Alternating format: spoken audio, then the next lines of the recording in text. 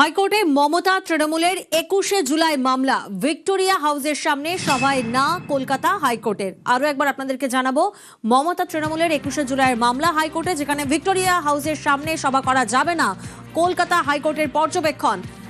অর্ণব প্রতিনিধি আমাদের সঙ্গে রয়েছেন এই মুহূর্তে। অর্ণব, হাইকোর্টের বিচারপতি সৌগত ভট্টাচার্যের পর্যবেক্ষণ কি?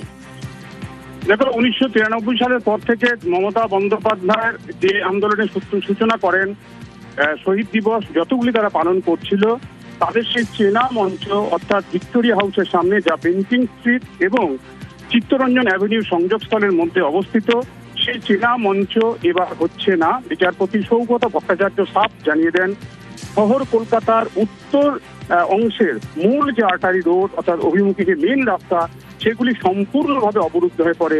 কাজেই ওই জায়গা থেকে তাদের সরে আসতে হবে।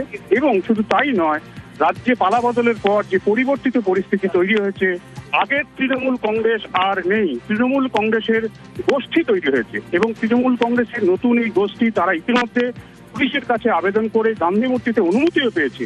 এই পরিবর্তিত পরিস্থিতিতে তৃণমূল কংগ্রেস, কালীঘাট তৃণমূল কংগ্রেসকে বা মমতা বন্দ্যোপাধ্যায় তৃণমূল কংগ্রেসকে বিকল্প জায়গায় তাদের সভা সরিয়ে নিয়ে যেতে হবে। এক্ষেত্রে 3টি জায়গা বিচারপতি সৌগত ভট্টাচার্য মামলা চলাকালীন 3টি জায়গা রাজ্য এবং পুলিশের উদ্দেশ্যে বার্তা দিয়েছেন। তাদের অবস্থা, পুরনো চেনা মঞ্চ যেখানে হতো, মমতা বন্দ্যোপাধ্যায় যেখানে ভাষণ দিতেন, সরকারে থাকাকালীন 2025-এও যেখান থেকে ভাষণ দিয়েছিলেন, বৃষ্টিতে ভিজতে ভিজতে তৃণমূল কর্মীরা উদ্বুদ্ধ হয়ে যারা ভোট বাক্সে প্রভাব ফেলতেন, উজ্জীবিত তৃণমূল হতেন, সেই জায়গা থেকে সরে 3টি জায়গা, এক ধর্মতলার ডোরিনা ক্রসিং অথবা মেট্রো চ্যানেল অথবা বিড়লা প্ল্যানেটোরিয়ামের সামনে রবীন্দ্র সদনের দিকে যে প্ল্যান যাচ্ছে, এই 3টি জায়গায় চলতি বছরের জন্য পুলিশ অ্যারেঞ্জমেন্ট করতে পারবে কিনা তৃণমূল কংগ্রেসের সভার, তার অবস্থান জানাতে বলা হয়েছে। দুপুর 12:30টার সময় সে বিষয়টি নির্দিষ্ট হবে।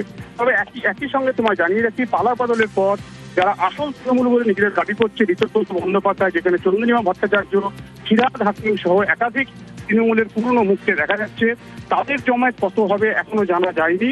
কিন্তু আদি তৃণমূল বা মমতা তৃণমূল কংগ্রেসের যে শক্তি ক্ষয় হয়েছে, তা তারা আদালতে বিচারপতির প্রশ্নের উত্তরে জানান, এবছর সর্বোচ্চ তাদের জমায়েত হবে 15 থেকে 20,000। গতবারও তারা 10 লক্ষ 12 লক্ষ জমায়েতের দাবি জানিয়েছিল। সেখান থেকে এক ঝটকায় সরকার থেকে চলে গেছে। তাদের যে রাজনৈতিক শক্তি ক্ষয় হয়েছে, যা 1% নেমে এসছে, দাবি করা 10 লাখের যা 10-15,000 বা 20,000 হবে, সেটাও কিন্তু একটা অন্যতম গুরুত্বপূর্ণ বিষয়। সঙ্গে 12:30 নাগাদ তাদের চেনা মঞ্চে তারা হারাবে, এটা ঠিক, কিন্তু বিকল্প কোন জায়গায় রাজ্যের অবস্থা